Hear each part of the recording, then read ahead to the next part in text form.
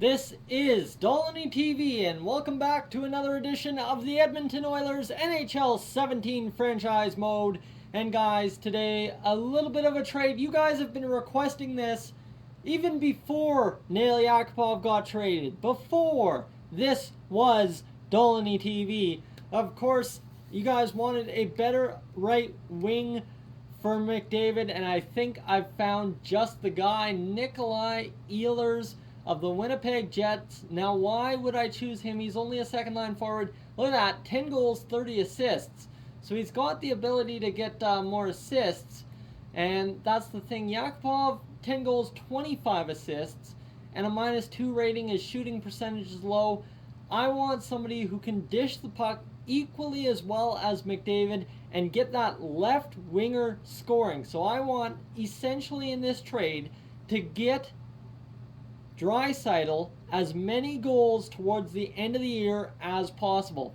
Now, of course, this AHL top 2, that's just a contract to fill out the bodies on the roster. 4th round pick, I feel I can get that back in terms of what I'm giving up in Ethan Bear. Of course, he's a great prospect, 20 top 6 defenseman, already up to an 82 overall. The guy is going to be great for the Winnipeg Jets as a blue chip blue liner of the future, but I just don't have it in me. You see, his shooting is insane. He's going to pile up the goals, but I don't have it in me to have Caleb Jones, Ethan Bear, Griffin Reinhart, Brandon Davidson, all 3 of those guys, all 4 of those guys fighting for essentially what's only one spot. I am going to trade the prospects I have in essential terms to get what I need, and this essential need for this playoff run that we're hoping to make with the Oilers in year number 2 is Nikolai Ehlers. That's the gamble I'm taking, I guess you could say.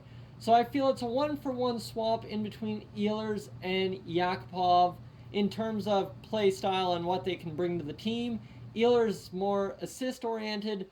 Yakupov is supposedly more goal-oriented. It's just a trade-off on what kind of side of the puck you want to play. Ethan Bear, the reason why I'm doing this is to get that 4th round pick and supplement a little bit of a trade value for Nikolai Ehlers, and then Melchior is just in there to fill out the contract. So let's go ahead and propose this trade, and that is going to go through on behalf of the Winnipeg Jets. They accepted it, so that's huge for us. I'm going to go away and get in defenseman. I think Melchior is down in the AHL now, so that gives us the solid look we need. Edit lines, we need to fill in Yakupov's spot with Nikolai Ehlers, and this is actually where I'm going to go swap that and get Ehlers in on the top line and see if this does not generate what we need it to. So substitute null lines, get Nikolai Ehlers in there. He's down to an 85. He will get back up to an 80, or down to an 84. He'll get back up to an 85 overall when things get going good again. So we'll get the best lines down there in the AHL. And the trade is complete. We need more overtime losses. We can't afford to lose too many more games. Just need overtime losses if we're going to get anything done on this season here with the Oilers. We've got 3 player morale meetings. Zach Cassian all of a sudden just disturbed. I think trading away Nail Yakupov was not a good move. I'd be interested to see how many of the Edmonton Oilers in real life thought the Yakupov move was not a good move. It was a hard decision. I'm sorry it affected you that way. Honestly, for me, it was a hard decision. You guys have been calling for it since probably episode 1 of the GM mode. So here we go. Let's get something in, and was not affected one way or the other. Laurent Brossoit would like to thank us for the call-up. You won't regret it. You have to prove you can stay up here. I'll have my eye on you. Responded favorably, and big change for Nikolai Ehlers. He's hoping to make us proud. And don't get complacent. We are always evaluating our roster, and it had no impact. So we are good to go. Morale is cleaned up. We are ready to resume the season simulation. We're going to see just how Nikolai Ehlers stacks up against the rest of our team right away here. You see, the reason I made this move, the trade deadline is literally 2 days away, if you didn't know. So that is our trade deadline pickup for this season. I don't think we need to make a move on the back end. Everything's good back there. And against San Jose, the trade deadline's coming up. That's fine with me. We're going to get a 2-0 loss. So right out of the gate, our offense can't get on the board against San Jose. And we're hoping against Florida we can do something here. And we're going to get a W, 2-0. So we come back and shut them out. That is huge. And against New York, we need, man, shutouts everywhere. This is weird. 72% sold on the ticket prices. So let's see here. We're going to raise that by 1. We're going to raise that by 1. We're going to raise that by 2. And raise those by 3. And that should set our prices for the ticket prices. There we go. Now that the ticket, increasing the advertising spend will help things. Don't need to change the budget. I think winning hockey is the biggest seller in Edmonton. I can tell you that much. From being an Oilers fan since 2005, 2006, when I first got into hockey, winning hockey sells tickets. That's all it is to it. If you win, they're going to be in the seats. If not, they're still going to be in the seats, but a lot more angry. So here we go. 4-1 win against Chicago, and we are up to the end of our simulation. We go 2-3 in that. That's quite a rough simulation, I must say. And we're going to be 71 points, sitting just one spot above the Arizona Coyotes, 9 points back of the LA Kings. Am I really going to complain too much about where we're sitting? No. Do we need to look at the stats and see why we're struggling? Yes. So Leon Draisaitl, 48 points on the season.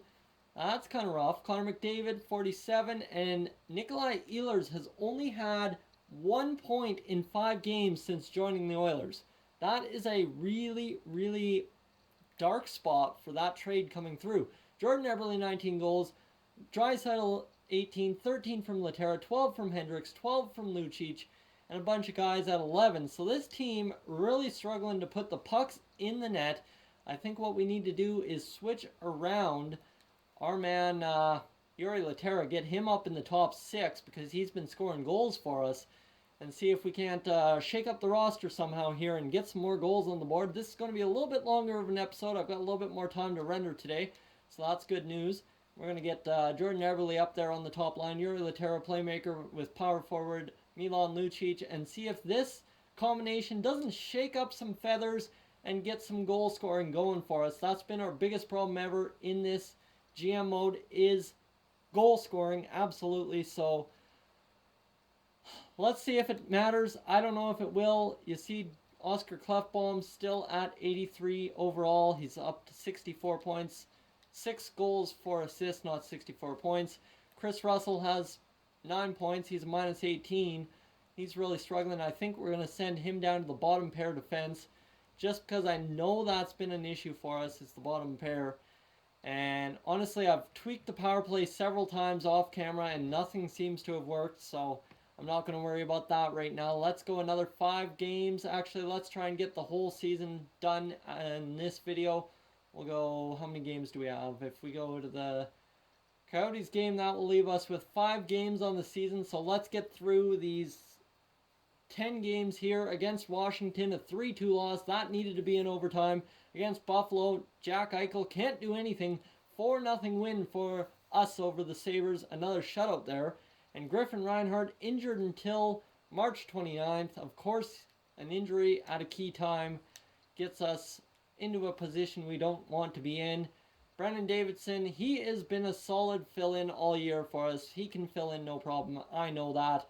And we're going to get against Minnesota. We need a victory. We need a victory badly. 7-2. There's the offense. 2-1. How about 3 straight? All right. Against Carolina, can we make it 4 in a row? Shootout loss, but I'll take it. 5 goals on the board. That's what we're talking about. Against St. Louis, the goal scoring is here. Cam Talbot back in net for us. This is huge. So we need to go into roster moves and send down goaltender Laurent Brossoit, because he is done with us for hopefully what is the rest of the season. Laurent, you've done well. Send down to the minors, and Cam Talbot into net for us. Edit the lines and get Cam Talbot back in. The goalie of our record is back with us. This is huge news. Yoni Urchio, we'll take a look at his stats in a second here. Cam Talbot in substitute, and that is that. So let's get underway with St. Louis. We're going for a win, and that's a 2-1 loss, so the goal scoring comes up flat, but we're at 37 wins. We need 3 more to guarantee a playoff spot, I would say. 4-2 loss against Winnipeg. They get the better of us, and we need a victory against Dallas. What are we going to get? Looks like another loss, 5-3, and against San Jose, or Matt Hendricks has been injured. A 12-goal scorer is out of the lineup. That sucks for us, so injuries coming in to kill. And Euro Pakarainen back in to the lineup. He's been an admirable fill-in. And Griffin Reinhart, I wish he would have told me he was ready. I would have put him back in.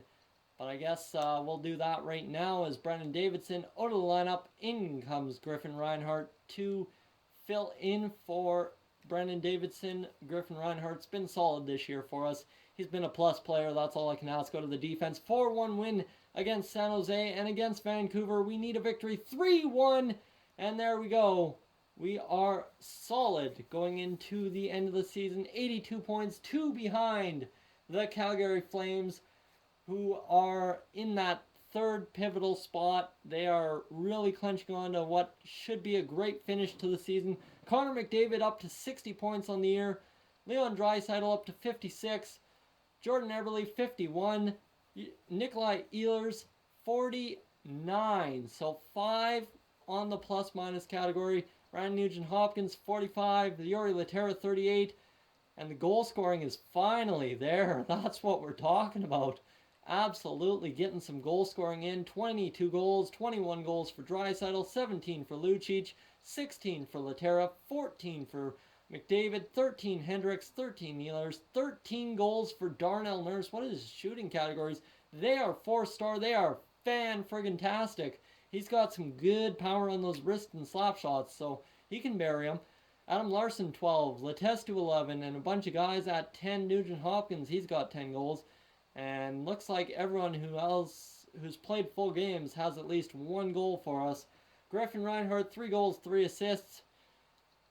And guys, I am going to leave the rest of this episode unfinished. We'll go into the stretch run. We'll go down the tail and try and secure a playoff spot in the next episode, episode 17 of the series. So guys, suggest some line changes. We need to figure out how we're going to get that huge, high-powered offense, goal scoring we need to get into the playoffs and win a playoff series for the first time since 05-06, the same season I became an Oilers fan. So guys, if you're new to the channel, please subscribe. If not, leave a like, and I will catch you guys, as always, in the next one.